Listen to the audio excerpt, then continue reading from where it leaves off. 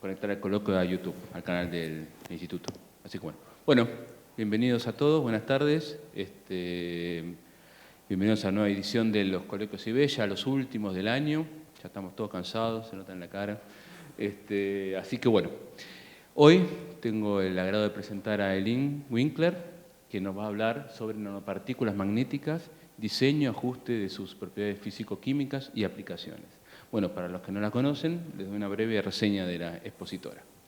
Eileen es investigadora independiente del CONICET, investigadora de la Comisión Nacional de Energía Atómica, profesora adjunta del Instituto Balseiro y jefa del Laboratorio de Resonancias Magnéticas del Centro Atómico Bariloche. Recibió el título de licenciada en Física y doctora en Física del Instituto Balseiro, Universidad de Cuyo. Realizó una estadía postdoctoral en la Universidad de Texas, en Austin, en el laboratorio del Dr. John Goodenough, y un segundo postdoc bajo la dirección del Dr. Roberto Sisler en el Laboratorio de Resonancias Magnéticas del CAP. Trabaja en el diseño, fabricación y estudio de nuevos materiales nanoestructurados, basados en nanopartículas magnéticas y sus aplicaciones. En la temática es coautora de más de 80 artículos en revistas internacionales, 2 capítulos de libros y más de 100 contribuciones a congresos nacionales e internacionales. Bueno, Eileen, gracias por aceptar la invitación y bueno, todo tuyo. Buenas tardes a todos, muchas gracias a los organizadores por la invitación y muchas gracias a todos por estar. Sé que es difícil en esta época del año encontrar un tiempo para estar presente en distintos eventos. Así que bueno, lo que decidí para hoy es contarles un poco cómo hacemos para diseñar y fabricar distintos sistemas de nanopartículas magnéticas para estudiar sus propiedades y después cómo ajustamos sus propiedades para distintas aplicaciones. En algunas aplicaciones estamos más cerca y en otras, bueno, todavía falta un largo camino para que, bueno, pueda concretarse su uso. Entonces, bueno, como ya ustedes saben, las nanopartículas magnéticas tienen un amplio rango de aplicación y nosotros nos vamos a enfocar en nanopartículas, magnéticas, no en general en la nanoestructuración de los materiales. Y bueno, una de las principales propiedades que determina el rango de aplicación de una nanopartícula es la anisotropía magnética, ¿sí? Es decir, por ejemplo, en la jerga hablamos de materiales magnéticamente blandos o magnéticamente duros. Los materiales magnéticamente blandos, bueno, se utilizan para transformadores, para aplicaciones biomédicas, y los materiales magnéticamente duros, bueno, es para diseñar imanes permanentes o para grabar información magnética. Bueno, acá en el público la mayoría ya sabe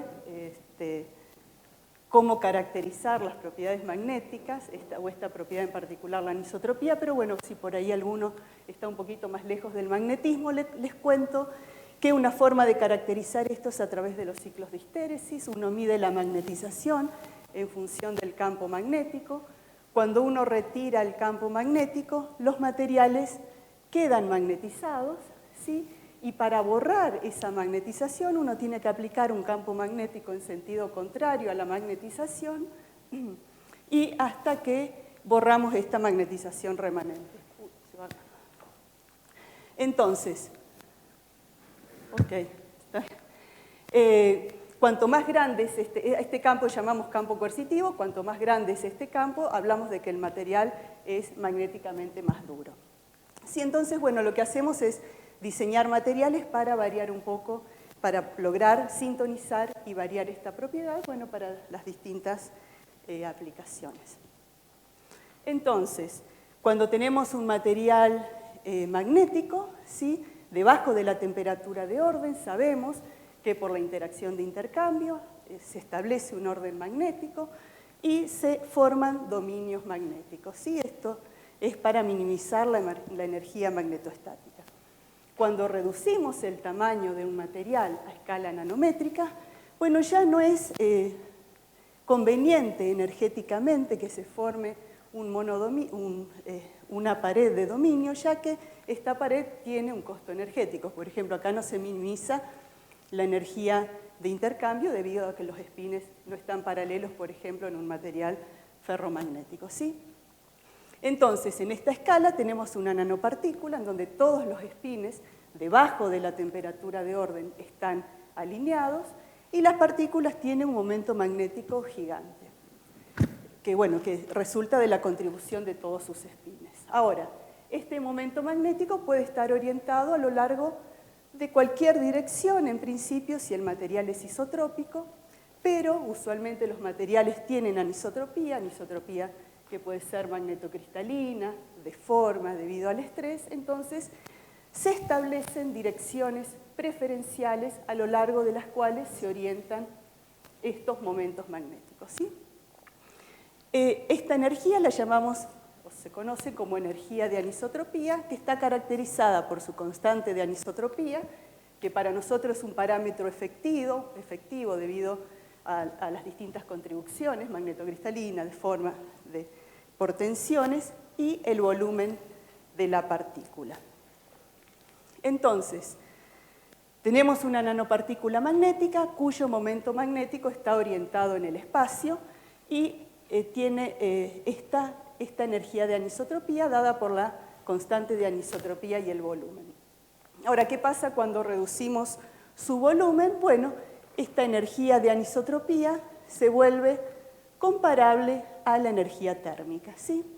En ese caso, entonces, este momento magnético comienza a fluctuar en el tiempo. Y en ese caso decimos que el sistema alcanza este régimen superparamagnético. Entonces, para las aplicaciones que queríamos retener la estabilidad de este momento magnético, por ejemplo, para fabricar un imán permanente o para grabar información permanente, ya no es útil, ¿sí? Porque perdemos la estabilidad de este momento magnético.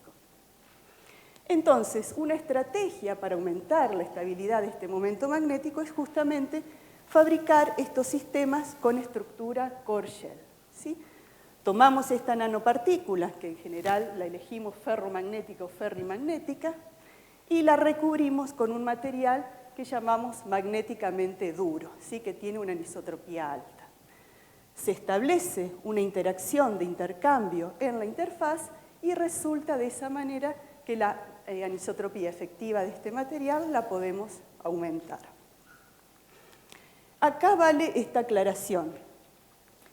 Para aplicaciones biomédicas se requieren nanopartículas magnéticas, así que tengan este comportamiento. Estoy debajo de la temperatura de orden, adentro es ferromagnética o ferrimagnética, pero su momento fluctúa, ¿sí? No retiene la magnetización remanente, ¿sí? Eso es así para evitar aglomeración de las nanopartículas debido a las interacciones. En cambio, para las aplicaciones, por ejemplo, para el diseño de imanes, memorias, dispositivos, queremos retener la estabilidad del momento magnético, ¿sí? Si no, bueno, no mantiene su propiedad el imán o se borra esa información magnética que estábamos guardando. Entonces, bueno, vamos a jugar un poco, vamos a variar estas propiedades combinando materiales, diseñando estas nanopartículas core shell.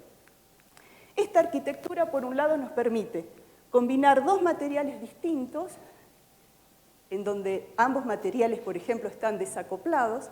Podemos utilizar un material magnético y combinarlo con un material, por ejemplo, hemos fabricado partículas que son luminiscentes o sensibles a la radiación ionizante. O podemos combinar materiales combinando dos materiales magnéticos con propiedades distintas, ¿sí? En este caso, interactúan ambas fases en la interfaz y podemos modelar o tunear las propiedades magnéticas, ¿sí? Entonces, variando todo esto, les voy a contar algunas aplicaciones, algunas con más detalle y otra un pantallazo, ¿sí? Como hipertermia magnética, acá me voy a detener un poquito. Después, cómo potenciar las actividades catalíticas para remediación ambiental o terapias, por ejemplo, quimiodinámicas que se están hablando ahora. Y cómo podemos diseñar nuevos materiales pensando en muy futuras diseño de sensores, los cuales, bueno, por ahora es solo una guía de investigación. Estamos todavía en este caso más lejos de la aplicación. Entonces, bueno, empecemos con hipertermia magnética. La hipertermia magnética es una técnica que se propone como una terapia oncológica en la cual se inyectan nanopartículas en la zona en donde se encuentra un tumor, se aplica un campo externo oscilante, las nanopartículas absorben esa energía magnética y la disipan en forma de calor, ¿sí? Entonces, disipando esa energía en forma de calor, logramos que se aumente la temperatura local y cuando alcanzan temperaturas de 42, 45 grados centígrados se puede producir esta muerte celular por hipertermia. Actualmente esta técnica está aprobada para un caso muy particular de cáncer, que es el cáncer de cerebro de glioblastoma. Y todavía, bueno, falta para que se pueda usar ampliamente. Entonces, esta técnica tiene varias ventajas, que es una terapia local, ya que las partículas se inyectan en el lugar, tiene una pequeña área de acción, permite, digamos, no es invasiva en el sentido que se aplica un campo externo, oscilante, y luego de aplicar esta técnica de hipertermia se encuentra que las células presentan más sensibilidad a terapias posteriores como radioterapia o quimioterapia, ¿sí?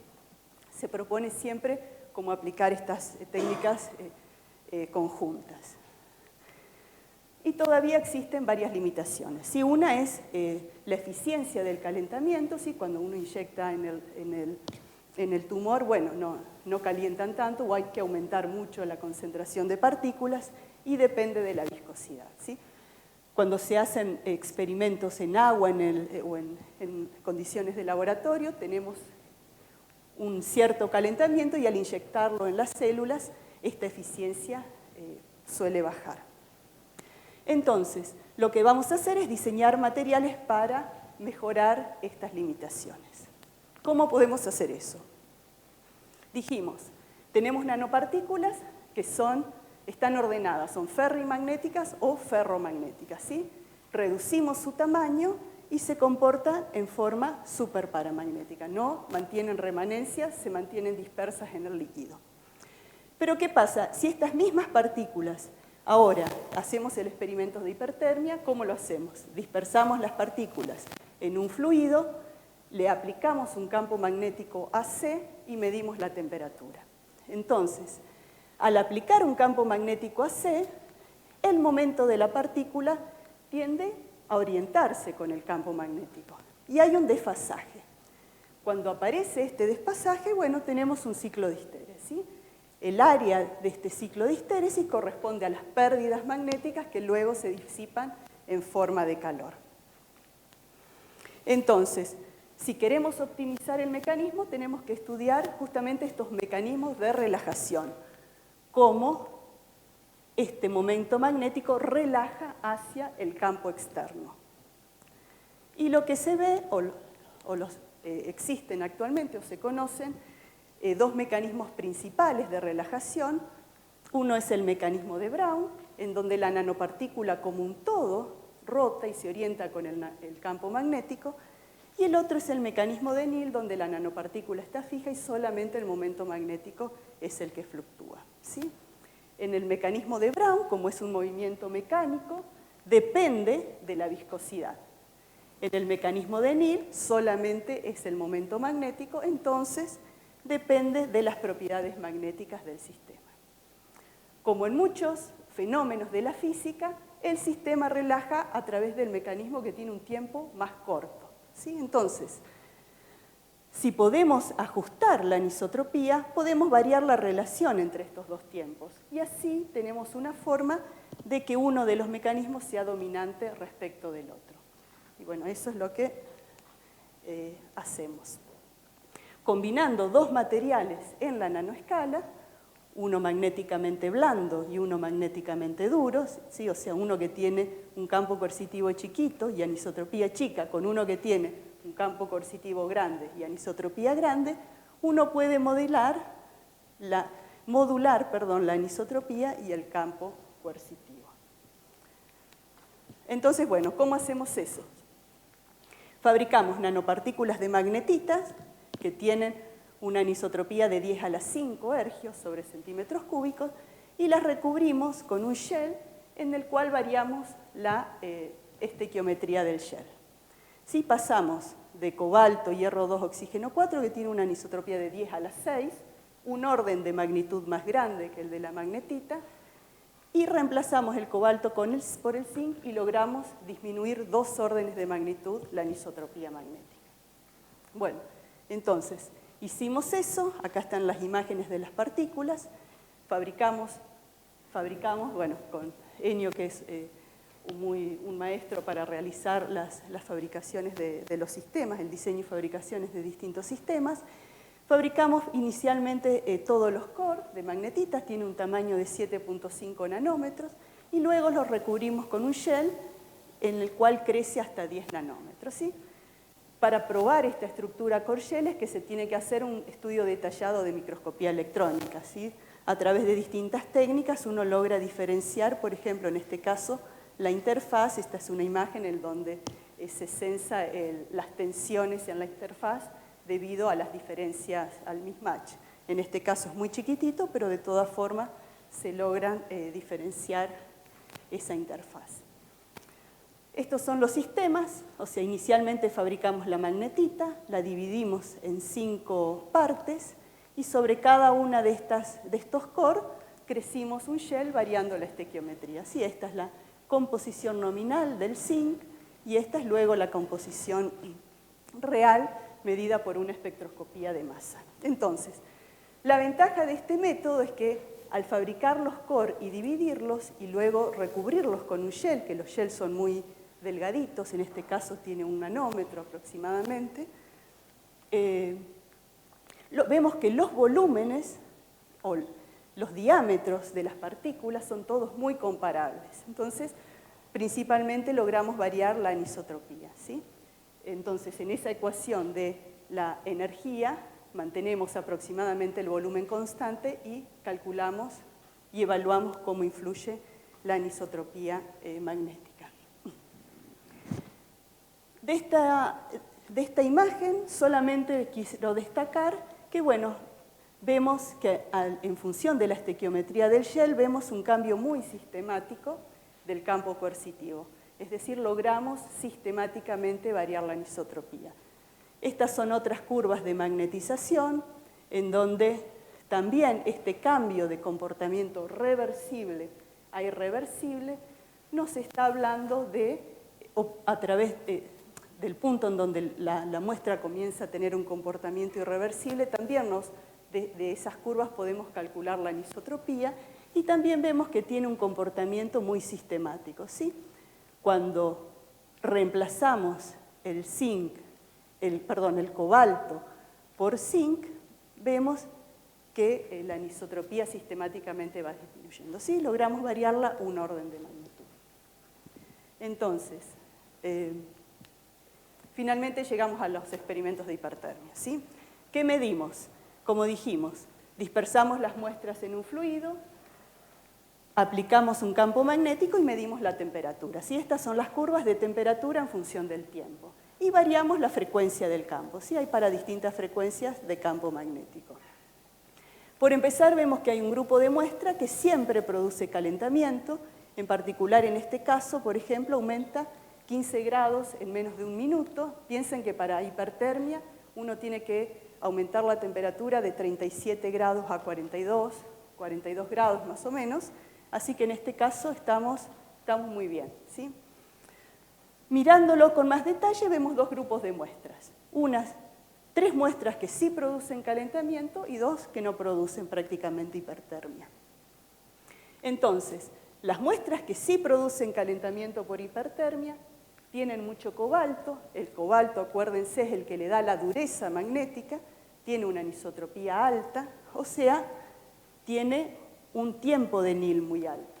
Entonces, esos sistemas relajarían por el tiempo de Brown. Entonces, nuestra hipótesis es que en función de la estequiometría, o sea, variando la estequiometría, variamos la anisotropía, variamos el tiempo de relajación, podemos cambiar el mecanismo de Brown a Nel. Bueno, eso lo podemos cuantificar a través de este parámetro, que es la absorción específica de potencia, y de esta manera se mide la eficiencia del calentamiento por hipertermia. Y bueno, observamos lo mismo, ¿no? Es nada más cuantificar lo que antes veíamos del experimento. Estos tres sistemas que tienen mucho cobalto calientan, cambia un poquito la estequiometría y dejan de calentar. Entonces la hipótesis es que estos calentaban por Brown y esto por Neal. O sea, acá se mueven las partículas y rotan, acá solamente el momento magnético. Para probar eso, digamos que esta hipótesis es cierta, dispersamos estas mismas nanopartículas en manteca, ¿sí? ¿Qué ocurre? La manteca, las anteriores, perdón, no lo dije, las habíamos dispersado en hexano. La manteca tiene 3 órdenes de magnitud, es un material mucho más viscoso, cuya viscosidad es 3 órdenes de magnitud más grande que la del hexano. Entonces estamos inmovilizando las partículas, ¿sí? Entonces las que acá se movían van a dejar de moverse en manteca. Y efectivamente, al volver a hacer el experimento de hipertermia, las que antes calentaban dejan de calentar, ¿sí? Entonces, estamos bien, probamos que hay un cambio de mecanismo de relajación. Pero ahora, ¿qué queremos? Queríamos que calienten por esto, porque las nanopartículas en unas células se fijan o se mantienen fijas en las membranas o están en medios de mayor viscosidad. Entonces, queremos que este mecanismo sea el más eficiente. Entonces, bueno, probamos algo, pero todavía nos falta. ¿Cómo podemos sintonizar o optimizar eso? Bueno, ahí recurrimos al modelo, el modelo de Rosenweitz. Es un modelo muy útil que nos sirve de guía para optimizar las propiedades del material. Y lo que dice es que el calentamiento óptimo puede optimizarse cuando la relajación de mi sistema, sin importar si es Brown o es Neal, se sintoniza con el tiempo característico de mi campo AC. ¿Sí? ¿Cuál es ese tiempo característico? Es, bueno, la inversa de la frecuencia, ¿ok?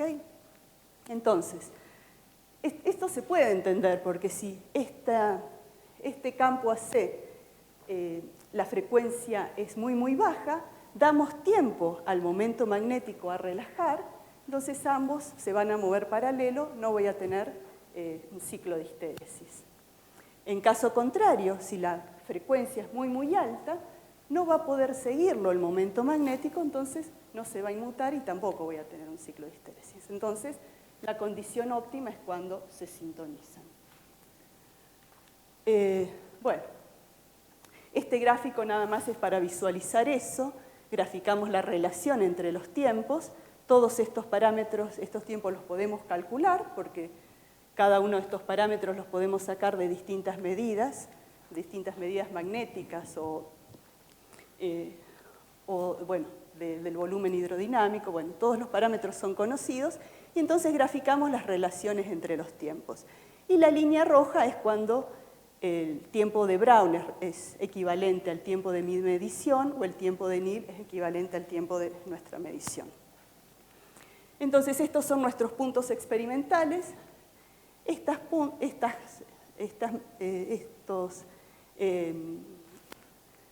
medidas corresponden a cuando dispersamos las muestras en hexano y en este sentido aumentamos la concentración de zinc, o sea, son, bueno, la dureza magnética, estas son más duras magnéticamente, digamos.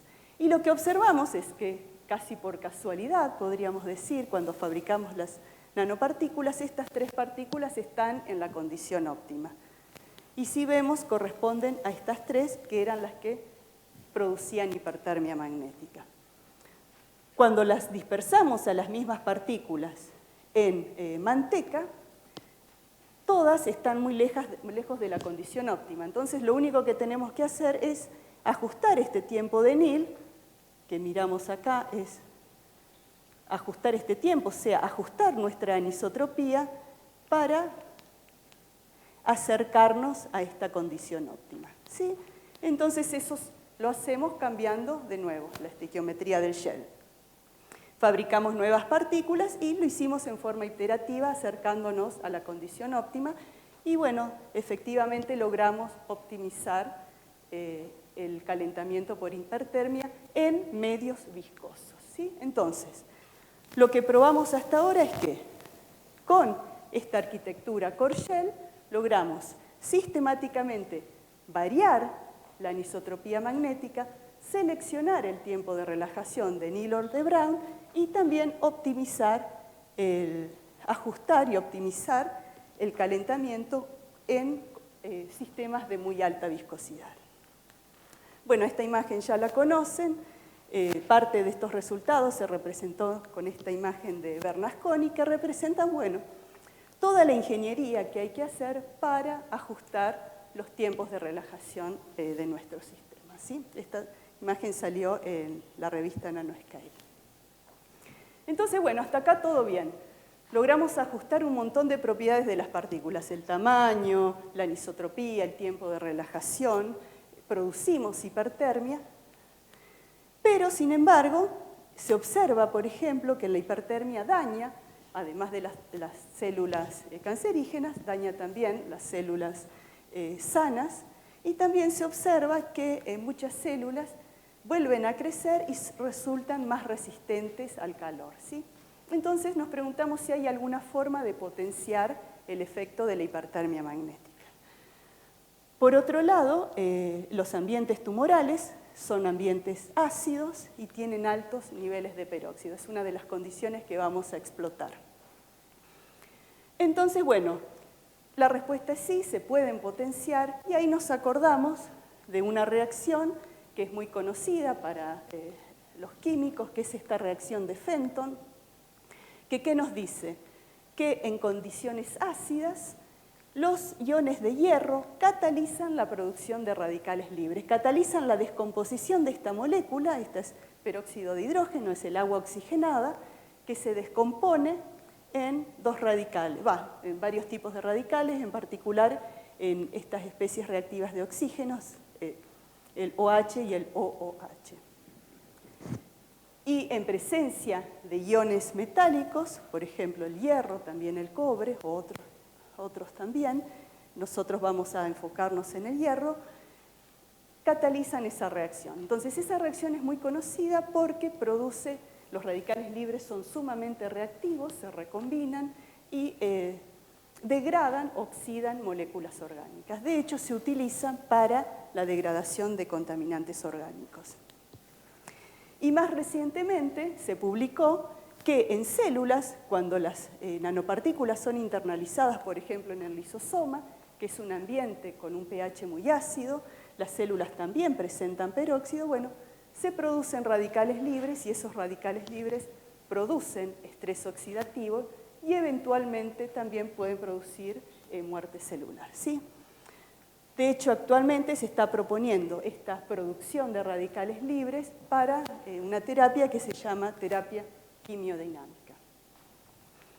Cuando hablamos de radicales libres, es bueno recordar a esta investigadora, Rebecca Hershman, que es una argentina, una bioquímica, hizo su doctorado con Bernardo Hussey, y ya en el año 50 publicó este artículo, que lo que dijo en este artículo es que el envenenamiento por oxígeno y las consecuencias de la radiación tienen un mecanismo en común. ¿Sí? Ese mecanismo es la producción de los radicales libres. ¿Sí? Cuando uno irradia un material, se generan radicales libres, en exceso de oxígeno también se generan los radicales libres. En aquel entonces, bueno, costó aceptar esa visión, hoy día es muy aceptada, y de hecho en el año 80 se la propuso, se la nominó para el Premio Nobel de Fisiología. Entonces, bueno, ¿qué hicimos nosotros? Estamos utilizando nanopartículas en base de óxido de hierro, ¿sí? Y lo que queremos estudiar es el efecto de los hierros o de los iones superficiales. Entonces, tenemos la magnetita, que en la superficie tiene hierro 2+, y hierro 3+, fabricamos nanopartículas de 10 nanómetros, oxidamos esas mismas partículas, al oxidarlas en la superficie tenemos solamente hierro 3+, y luego fabricamos estas nanopartículas níquel-hierro 2, en donde en vez de hierro 2+, tenemos níquel, y la de manganeso-hierro 2, en vez de hierro 2+, tenemos manganeso. Sí, vamos a estudiar la producción de radicales libres de estos sistemas. ¿Cómo los podemos estudiar? Los radicales libres son moléculas muy reactivas, ¿sí? Son moléculas que tienen un electrón en un orbital desapareado y por eso buscan de recombinarse, son muy reactivas, buscan de recombinarse y rompen ligaduras moleculares, enlaces moleculares. Entonces, no los podemos medir porque tienen un tiempo de vida de unos pocos milisegundos. Para eso usamos moléculas de spin trapping, ¿sí? Spin trapping son moléculas diseñadas para capturar estos radicales libres y aumentan la estabilidad, se convierten ellas mismas en radicales, pero con un tiempo de vida mucho más largo, y que en ese caso podemos medirla. Entonces, nosotros como spin trap utilizamos esta molécula, que se la conoce como DMPO. Esta molécula no es magnética. Cuando atrapa un radical libre, se combina y resulta en esta molécula que tiene también un electrón desapareado, ¿sí? Entonces lo que medimos es este electrón.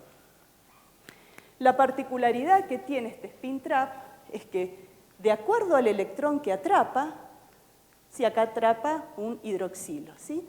Entonces, puedo medir este espectro. Este es un espectro de resonancia paramagnética electrónica, ¿sí?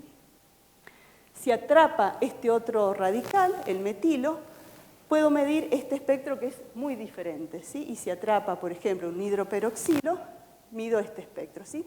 Estos espectros son como huellas digitales. De hecho, hay tablas que, en el NIS que están tabulados, y uno puede identificar entonces qué especies reactivas tiene, qué radicales, y no solamente qué radicales, sino a través de la intensidad uno los puede cuantificar.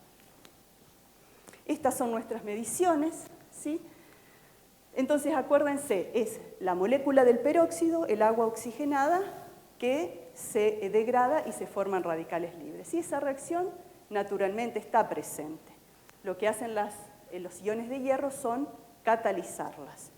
Y efectivamente la primera medida es eso, es la base de radicales que uno tiene, y esta es una medición que corresponde a las muestras de magnetita. Vemos como, bueno, es claro que tenemos mucho más radicales, la señal es mucho más alta, y en los otros casos es más alta que el blanco, la señal, pero bueno, es mucho menos eficiente, si quieren, para producir radicales que la magnetita. Entonces, bueno, ¿cómo lo cuantificamos? Esta es nuestra medición, y lo que hacemos es una deconvolución de nuestra señal, y de esa manera uno puede identificar todos los radicales presentes. Este es un resumen. Estas, por ejemplo, son nuestras muestras de magnetita, las que tenían la señal más grande, que vemos que claramente tienen por lo menos el doble de radicales, o el doble de radicales que las mismas nanopartículas oxidadas, ¿sí? Y estas son las otras, las nanopartículas de manganeso y de níquel, en un pH ácido.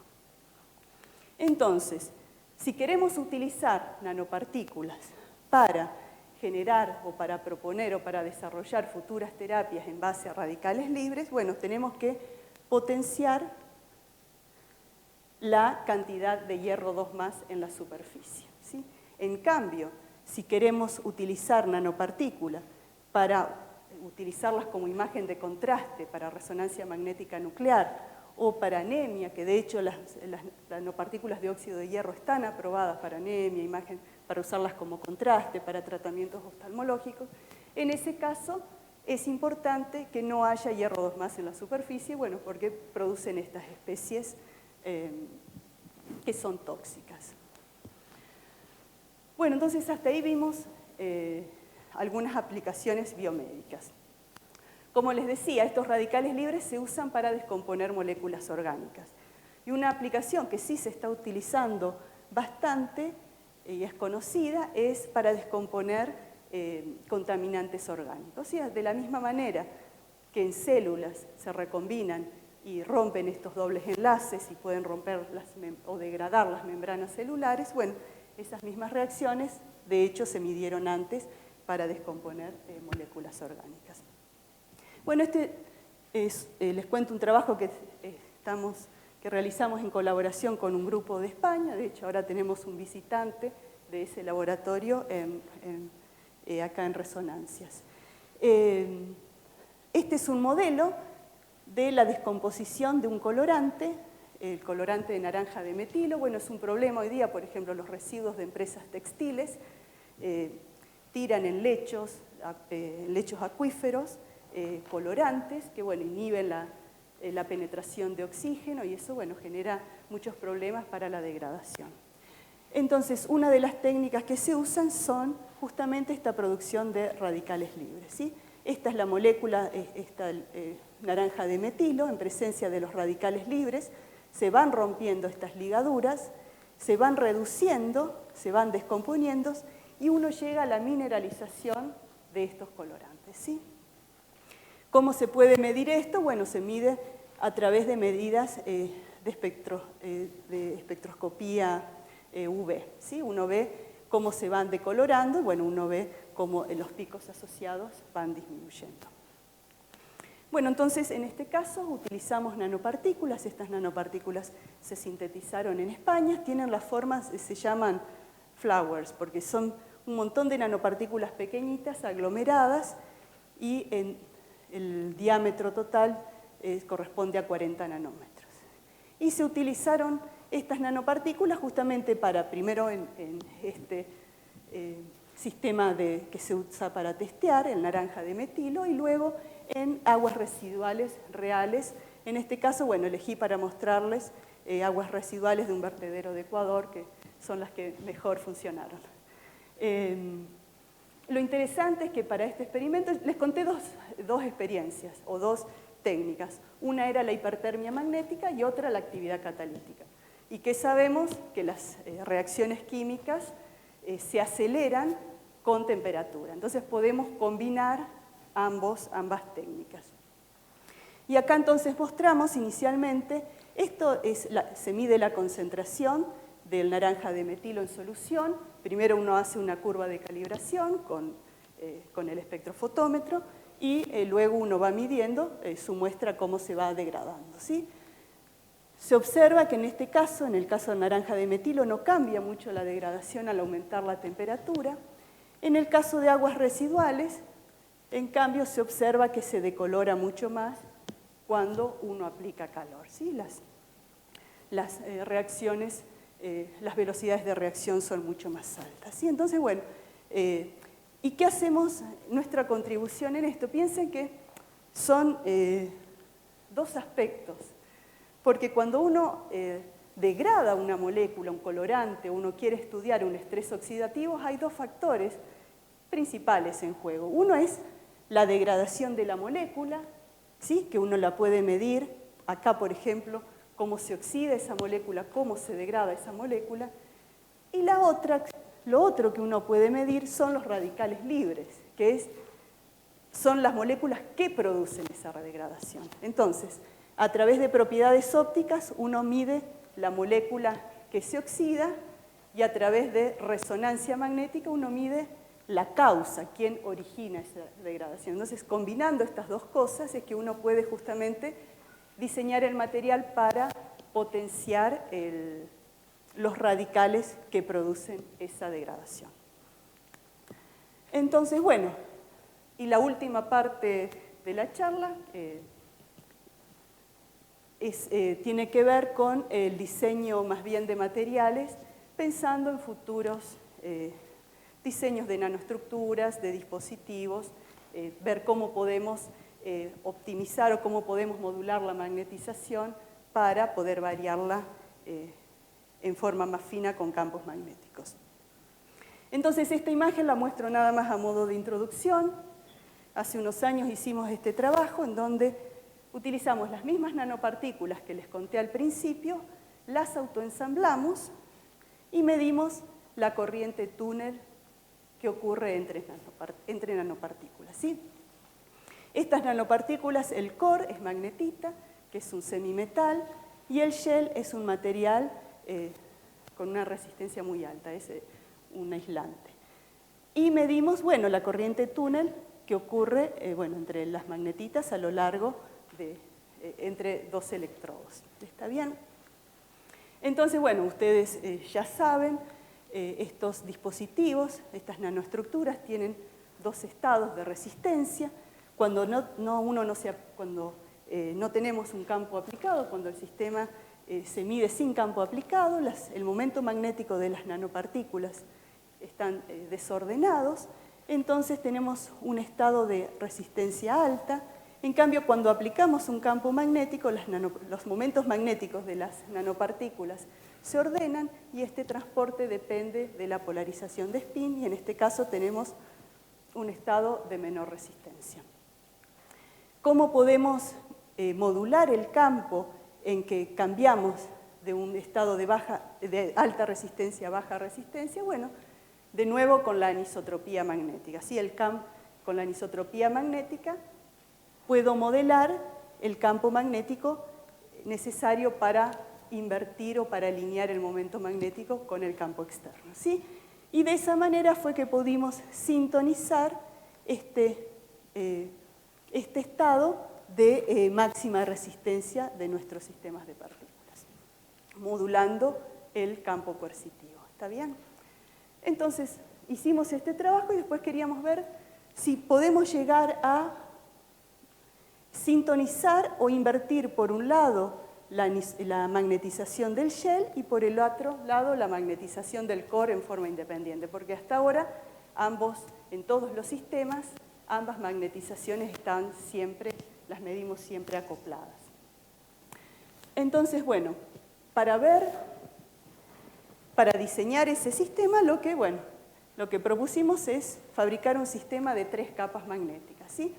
Dos materiales magnéticos separados por una capa no magnética y aislante, ¿sí? De óxido de magnesio. Entonces fabricamos la magnetita de 22 nanómetros, pusimos el primer shell, que es un óxido de magnesio, ¿sí? En este caso este shell tiene 1 nanómetro de espesor, y crecimos el tercer shell que tiene 2,5 nanómetros de espesor.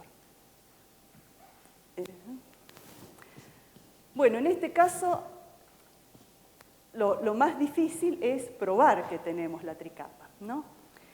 Entonces, les cuento una anécdota. Inicialmente habíamos fabricado, lográbamos el efecto, pero eran tan chiquitas que no teníamos técnicas adecuadas para probar la existencia de las 3 capas. A pesar de que nosotros estábamos convencidos, bueno, no hubiésemos podido convencer a nadie más. Entonces, bueno, primero hubo que hacer un gran trabajo, un trabajo bastante intenso experimental, para lograr crecer nanopartículas. Son bastante más grandes. Bueno, estas nanopartículas las diseñó, las fabricó Martín, que está haciendo el doctorado en el grupo. ¿Y qué ocurre? Acá, tanto las 3 capas, la magnetita, el óxido de magnesio y la ferrita de cobalto, tienen parámetros de red que para nuestras condiciones experimentales son indistinguibles, ¿sí? De hecho, esta es una imagen TEM que no sé si llegan a ver. Se observan los planos cristalográficos a lo largo de toda la nanopartícula, ¿sí? Es un crecimiento epitaxial hermoso. Pero existen otras técnicas de microscopía. Por ejemplo, esta es una microscopía de campo oscuro que es de barrido, que tiene un contraste en Z, ¿sí? Como el magnesio es mucho más livianito, produce menos contraste y es este anillo oscuro que vemos. Otra técnica que se puede probar, que la usamos para testear esto, es estas imágenes de campo oscuro, ¿sí? ¿Cómo se reconstruyen? Bueno, este es el patrón de difracción y se reconstruye la imagen solo con una porción de estos haces difractados. Entonces elegimos una porcioncita de haces difractados de la reflexión 311 que corresponde a la espinela. Entonces la parte brillante solamente es la espinela, ¿sí? De esa forma, de nuevo, se evidencia el anillo de magnesio.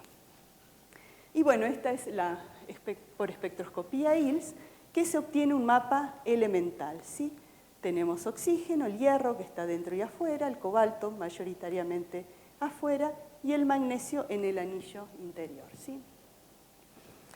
Entonces, ¿qué más vemos en esta imagen? Bueno, que hay defectos, ¿sí? Uno de los defectos importantes son estas inhomogeneidades, o sea, acá en el magnesio, y esto para las propiedades magnéticas es importante porque debido a estos defectos se establece, pueden interactuar el core con el shell y pueden acoplarse. Otros de los defectos que vemos, estos puntos verdes corresponden a los iones de magnesio, a la concentración de iones de magnesio, y vemos que el magnesio se extiende hasta el shell, ¿sí? O sea, hay una difusión del magnesio hacia el borde. Entonces eso de alguna forma va a degradar las propiedades de la capa de afuera. Los resultados, no voy a entrar mucho en el detalle de las propiedades magnéticas, nada más, mencionarles que la core shell tiene un campo coercitivo pequeñito. Cuando agregamos la tercera capa, que es mucho más dura magnéticamente, tiene una anisotropía alta, crece si logramos aumentar la anisotropía de nuestro sistema core shell-shell, pero no logramos lo que queríamos, este desacople de ambas capas. Y bueno, ¿por qué es eso? Bueno, justamente por estas inhomogeneidades que nos aparecen en el anillo, a través de las cuales se observa el intercambio. De hecho, en películas delgadas, esto se puede hacer en forma muy sistemática, y de hecho observan que la interacción de intercambio aumenta cuando el espaciador disminuye, debido a ellos proponen la existencia de estos bridge, que los llaman. Bueno, nosotros lo pudimos medir efectivamente en estos sistemas. Como el sistema es más complejo, encontramos comportamientos que no esperábamos. No hablé en esta charla, pero se observó un campo de intercambio, un campo de exchange bias, esta asimetría del ciclo de histéresis cuando se enfría el sistema con campo magnético. Y observamos también anomalías una que para los magnéticos es muy conocido, que es el cambio de superparamagnético a bloqueado, que se define a través de primer máximo, la temperatura de bloqueo del sistema. Y también observamos anisotropías, anomalías a bajas temperaturas, que son más evidentes con susceptibilidad a C. Bueno, eso hubo que armar un rompecabezas, ¿no? La conclusión de este sistema es, para no aburrirlos, es que este era nuestro sistema ideal, con las 3 capas de magnetita, óxido de magnesio y ferrita de cobalto, y el sistema que logramos fabricar se parece más a esto, ¿sí? Tenemos estos puentes a lo largo de los cuales se interactúan la capa de adentro, el core, con la capa de afuera. Tenemos un espaciador no magnético, pero hay una difusión de los iones no magnéticos hacia el shell. Como esos iones son no magnéticos, introducen mucho desorden magnético en la última capa. Esto se observa, y en muchos sistemas, cuando uno incorpora desorden, uno observa, sobre todo en los iones superficiales, que cuando el resto de la partícula se ordena, hay partes de la partícula que todavía no se ordenan, y se ordenan a temperaturas más bajas en arreglos tipo spin glass, ¿sí? Y eso, se manifiestan en estos máximos en la susceptibilidad a baja temperatura, que tienen un cierto comportamiento con los tiempos de medición. Partículas tricapas hay muy pocas publicadas, de hecho se pueden contar 4 o 5 grupos en el mundo, hay muy pocos que los logran fabricar. En particular esta es la primera capas magnéticas separadas por un espaciador, es la primera publicada en este sistema, y por esto, fue tapa de la revista Journal of Material Chemistry el mes pasado. Esta imagen la hizo Ariel Wilner, que les sugiero que vean las producciones. Es un científico, es un doctor en genética molecular de la UBA, y tiene muchas producciones artísticas. Su página la verdad, tiene obras muy, muy lindas. Así que tuvo la gentileza de compartir, de adaptar su imagen para esta publicación. Así que con esto termino. Les conté hice un barrido por varios temas de cómo ajustamos las propiedades a partir de la fabricación, la combinación, la arquitectura de estos sistemas, para hipertermia, quimiodinámica, remediación ambiental, cómo empezamos a diseñar nuevos sistemas para futuras aplicaciones. Como fueron varias áreas, ahí tenemos colaboraciones en cada uno de los trabajos en el centro atómico, en España, en Italia, a través también de estos subsidios de la RAIS, de la Unión Europea.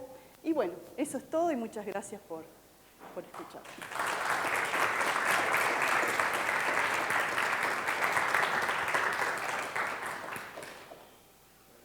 Gracias, Elin, por la charla. Bueno, empezamos con preguntas, comentarios. ¿Quién se anota? Va. Quería preguntar, Elin, si en la parte que contaste de la optimización de nanopartículas para hipertermia y después para catalizadores, ¿vos optimizás esas propiedades ambas en la misma partícula o la idea es usarlas combinadas? Sí, son las mismas partículas. Estas partículas en particular, bueno, está presente quien las hizo, Álvaro, tienen la particularidad que tienen esta forma muy, muy particular.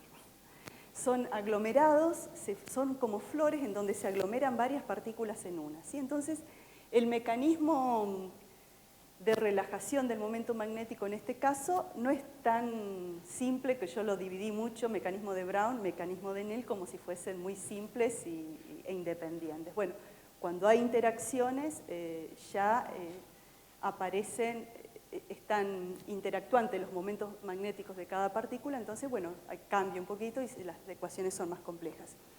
Estas partículas tienen están muy optimizadas y llegan hasta, en presencia de campos magnéticos AC, hasta 90 grados centígrados. Inclusive pueden llegar hasta, se diseñan sistemas que llegan a muchas más temperaturas. De hecho, hay sistemas para producir degradación que, no sé, llegan a 140. También depende de la concentración que uno use. Pero para degradación de contaminantes orgánicos en particular uno no tiene tanta restricción con la cantidad de partículas que uno usa. Entonces uno puede poner más, aplica campos magnéticos y bueno, con las aplicaciones biomédicas sí hay que tener cuidado con las concentraciones. Entonces sí, se optimizan ambas, la producción de radicales y... Bueno, también de hecho estas en particular están muy oxidadas, entonces, bueno, hay una gran gama de radicales que se producen y depende de lo que uno quiere descomponer, a veces conviene fabricar más de una especie o de otra, ¿sí? Estas producen, bueno, acá están cuantificados los radicales libres que producen. En este caso, bueno, producen más el hidroperoxilo, ¿sí? No este otro que es el más común, el OOH. ¿Sí? O sea, depende de la aplicación, uno tiene que optimizar. ¿Sí? En este caso está optimizado la producción de calor y... Bien, gracias, Mar. A propósito de la aplicación en la remediación química, vos mencionaste que las mediciones las hicieron con el naranja de metilo. Quería preguntarte si la idea es que habría que optimizar una nanopartícula para cada contaminante o si hay cierto grado de generalidad para utilizarlas. Sí, de hecho el hierro 2+ es el que más funciona, el que mejor funciona y más radicales producen. Entonces uno lo que hace es reducir el tamaño para tener más superficie efectiva y o sea, uno puede pensar que los iones disueltos, uno tiene más disponibilidad de iones para producir, porque si tenés, o sea, la reacción química es con iones de hierro 2+, esa es la que está publicada inicialmente, hace muchos años ya que se conoce esta. Mientras que vos tengas iones disueltos, producís radicales. La ventaja de nanopartículas es que vos las podés diseñar y podés, después las diluís en algún reactor o lo que sea, después las podés colectar magnéticamente. ¿Está bien? Recuperás el material, en el caso de los iones no. Y hace un mes más o menos salió un artículo súper interesante que dice, porque uno ahora en nanopartículas esto es bastante, bueno, remediación no, pero para la parte médica sí, uno siempre piensa que los iones superficiales son los que importan, el hierro 2+ en la superficie. Y muy recientemente, hace 1 o 2 meses, salió un Nature, que dice que también tenés una transferencia electrónica del centro de la nanopartícula hacia la superficie.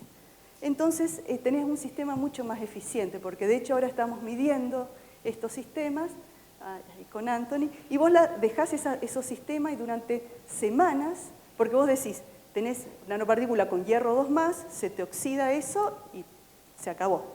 Pero tenés una migración de electrones de adentro hacia afuera en donde te siguen proveyendo electrones y te siguen regenerando, digamos. Dura mucho más el efecto, o tenés esa fuente de electrones de adentro hacia afuera en donde es más tiempo el que es eficiente la partícula para generar estos. Entonces, hasta ahora lo que vimos es que el hierro 2+ es el más eficiente. También hay fotofenton que después vos potenciás agregando luz UV, pero hemos probado otros iones y son menos eficientes que el hierro. ¿Sí?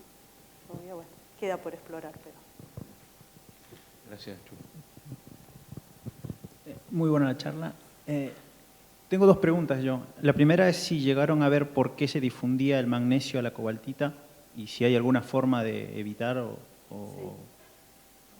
evitar que pase. Y la otra es si probaron algún otro espesor de MgO como espaciador, porque si por ahí querían desacoplar las capas, 1 nanómetro es muy poco, o sea, está bastante limitado por la rugosidad del core, en realidad. Por ahí si arrancar directamente con 10 nanómetros. Sí, bueno, de hecho Martín siguió trabajando en esto y ahora tiene partículas que desacoplan en función del espesor del óxido de magnesio. O sea, es complicado, porque, o sea, Corchel ahora fabricamos, digamos, y proponemos y salen, pero tardamos un montón en que nos salgan las Corchel. Ponerle la tercera capa fue, bueno, pobre Martín, tardó un montón. Ahora ya le agarró la mano y, digamos, podemos sintonizar más o menos el espesor del gel. Entonces, los últimos resultados sí logramos. O sea, inicialmente los primeros sistemas que salieron eran chiquititas, eran de 10 nanómetros con las tricapas y ahí veíamos desacople. Entonces, porque es también mucho un efecto de superficie. Y bueno, estas más grandes vemos estos defectos, ahora sí logró aumentar el espesor del gel y bueno, esperemos poder probar que se desacoplan. Hasta ahora no es tan limpio como, bueno, obviamente estas curvas que se miden en películas delgadas, ¿no? Acá se miden escalones muy marcados. En el nuestro caso son menos marcados estos escalones. Bueno, vamos a ver si pronto podemos tener esos resultados. En el caso de magnesio pasan 2 cosas. Una es la temperatura en que las fabricamos, son capas muy finitas y la síntesis está hecha a 300 grados, entonces hay una difusión. Y por el otro lado es, si uno, o sea, se hacen etapas, pero uno usa a veces va agregando los reactivos en la misma solución. Y en la solución quedan residuos del paso anterior. Entonces, bueno, eso ahora es que tenemos cuidado de sacar o sea, recolectar las partículas, sacar el residuo, volver a redispersar y agregar el tercer componente. A veces tiene su riesgo porque si las aglomerás o algo, bueno, después te empeora o es más difícil crecerle el recubrimiento.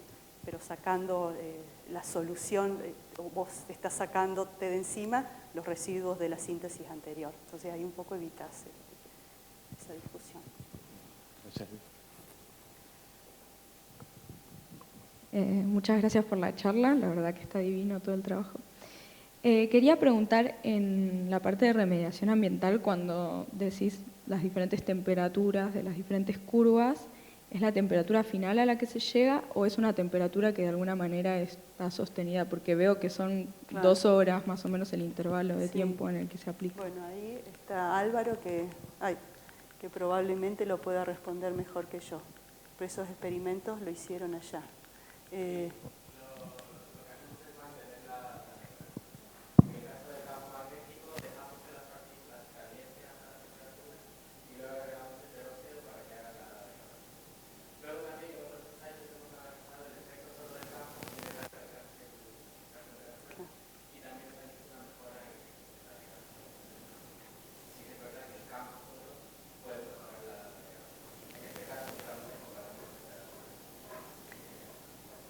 Claro, ahí lo que puedo acotar es que todavía está siempre esa duda, ¿no? Que uno, ¿es lo mismo dejar el sistema a 90 grados o sea, porque acá tenés térmicamente lo calentás con estas serpentinas, alcanzás la temperatura de 90 grados y ahí ves la degradación de las moléculas.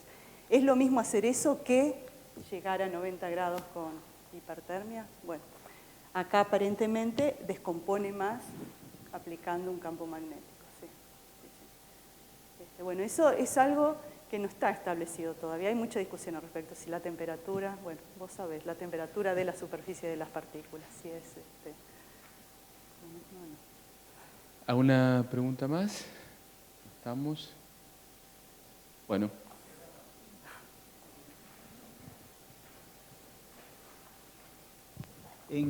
Cuando se hacen junturas, generalmente en películas delgadas, el MgO empieza a cristalizar por encima de los 250 grados. Entonces, quizás eso también está modificando la tercera parte de tu síntesis cuando haces la cobaltita. O sea, estás en simultáneo sintetizando la cobaltita y estás cristalizando el MgO. Sí. Por eso por ahí la movilidad de los iones de magnesio hacia afuera, porque parece que la magnetita está muy bien cristalizada. Sí, sí, eso fue todo un tema, porque digamos, cada vez que uno quiere crecer una capa, hay que ver las condiciones. Y bueno, justamente lo que decís, el magnesio tiene una temperatura más alta. Todos los acetilacetonatos que usamos como precursores tienen una temperatura de descomposición que dependen del ion. En el caso del magnesio es más alta, entonces, bueno, nos costó, digamos. Tuvimos que usar solventes adecuados para eso. Y después esa para la segunda capa de magnesio. Después para la tercera ya podés bajarle un poquito la temperatura. Yo no tengo pero sí, puede ser, digamos, sí. Se hacen cerca de 300, no llegan a 300, pero sí, sí, sí.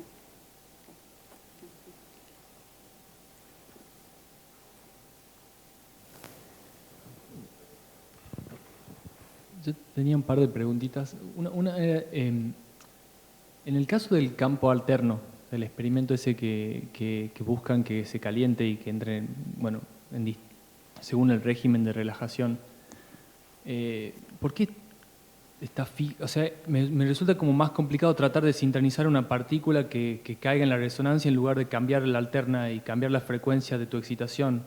¿Cómo? O sea, está marcada una línea roja que corresponde con la frecuencia del campo alterno y como si fuese algo fijo, y yo cambiaría la frecuencia de la excitación y la sintonizaría con las distintas partículas en lugar de sintonizar. Esta es, o sea, esto es para cada experimento esto está fijo. Sería, para un experimento sería 1/2π dividido esta frecuencia o esta o esta. Eso está fijo en cada experimento. Y después lo que vos cambiás es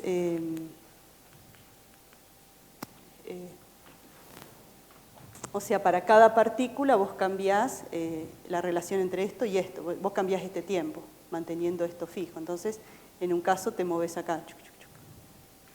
O sea, cambiás, graficás esta relación como I, o sea, esto dividido esto, y bueno, o sea, esto es el X, este F dividido T Brown, y sí.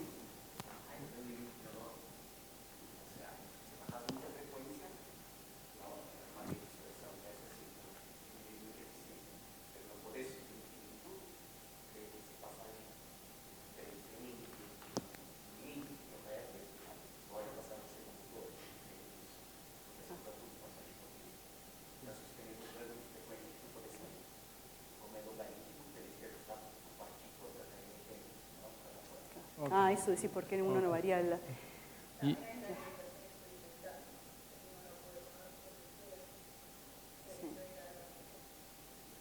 el límite el H por la F cuadrado, que no lo puedes pasar para... Y en función de eso, en las curvas, creo que en la gráfica anterior, bueno, las curvas de temperatura en función del tiempo, la pregunta era, o sea, ¿qué pasa si cambias la amplitud, no la frecuencia? También aumenta, y si el estacionario te dice algo, ¿no? Sí. No, acá lo que pasa, claro... o sea, no llegas nunca al estacionario ahí. Porque lo que pasa es que esto te tendría que aumentar, pero después tu sistema empieza a tener pérdidas. No es, si vos podés calentar y no tenés pérdidas, te sigue aumentando, debería seguir aumentando la temperatura. O sea que después empieza a disipar calor, no es un sistema que está totalmente aislado. Entonces esto después se te plancha en general en todos los sistemas, por estas pérdidas de calor, porque no está totalmente aislado térmicamente. Y la amplitud, sí, esta está medida con 200 Ohm. Si vos aumentás el campo, sí, cada vez te aumenta más la generación de calor. Sí, sí. Pasa que, bueno, está este límite, que no me acuerdo ahora cómo se llama, pero es el H por la frecuencia al cuadrado, que tiene que ser 10 a la 5 o algo así. Bueno, que no podés superarlo porque Ahí entendí mejor. Porque freís, como dice. Por cuestiones biológicas no te permiten. Y la última pregunta que tengo es, no entendí la motivación de pasar estos sistemas de 3 capas donde querés que la anisotropía sea distinta. O sea, no entiendo la motivación de por qué uno querría, bueno, meterse en ese problema. Para esto no, en realidad. Para esto no, acá solamente, inclusive acá no te importa que las partículas sean hermosas ni perfectas, vos querés que calienten y punto. Sí te interesa para poder modular el campo magnético, digamos, para poder tener, digamos, uno puede fabricar sistemas en donde invertís la magnetización de una capa y mantenés la otra fija y después podés invertir la magnetización de la capa de abajo. Entonces tendrías como más estados definidos en tu ciclo de histéresis. Con un campo determinado podrías tener este valor y con otro campo podrías tener este valor y con otro campo podrías tener este valor. Eso, qué sé yo, por especular. Imagínate que querés grabar información magnética, en vez de con ceros y uno podrías tener, bueno, más estados. O para poder leer campo magnético tendrías sus distintas sensibilidades. Digamos, te da todas más herramientas para poder...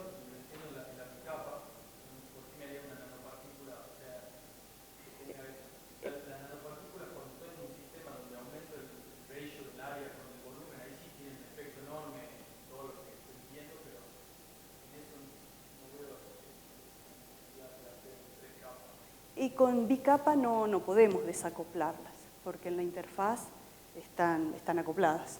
Digamos, en la interfaz están acopladas y hasta ahora todos los sistemas que fabricamos, cuando invertimos la magnetización, se invierten juntos.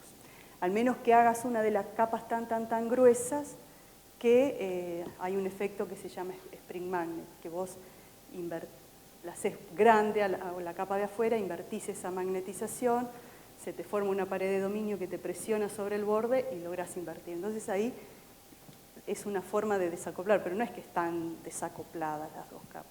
Y para que pase eso tienen que ser más de 8 nanómetros, por ejemplo. Y acá con estas core shell eso no se puede. Están acopladas, digamos, en la interfaz. Sí. Por eso es que, como siempre, o sea, las core shell todas no salen acopladas. Poniendo un espaciador, uno puede, bueno, o desacoplarlas o variar. O sea, para disminuir la anisotropía es un sistema demasiado complejo agregar una capa en el medio. Pero si uno llega a desacoplarlo, si uno tiene más variables, eso sería súper interesante. La idea es después, pero bueno, eso no sé si va a salir, la verdad. Lo que queremos hacer es medir esto, ¿no? Porque vos digamos, hay muchas cosas fabricando estos. Ahora también hay otros sistemas que el core es cuatricapa en realidad, pero te sale naturalmente, porque primero inicialmente fabricas un antiferro, se te oxida la superficie, eso te genera, es muy anisotrópico, entonces hay una interacción de Chen-Bayes, entonces te genera una anisotropía unidireccional en el ciclo, no es simétrico, se te corre hacia el campo cuando lo enfrías. Y después pones una capa aislante y una tercera capa, entonces tenés, digamos, ¿qué queremos? Por ahí si podemos medir, tener estas curvas de magnetización no centradas a campo cero, sino un poquito corridas. Por ejemplo, si agregamos esta componente de Chen-Bayes. O si tenemos distintas Acá tenemos todas desordenadas o todas ordenadas. Si tenemos un campo intermedio, tendríamos eventualmente un saltito, un plató extra en la magnetoresistencia. Teóricamente, va a ser muy difícil eso, porque porque es corriente túnel y cada capa extra baja más la densidad de corriente que túnel que se transmite. Pero bueno, hay muchas cosas que se pueden hacer y probar. Sí, Muy bien. Bueno, gracias de nuevo, Elin.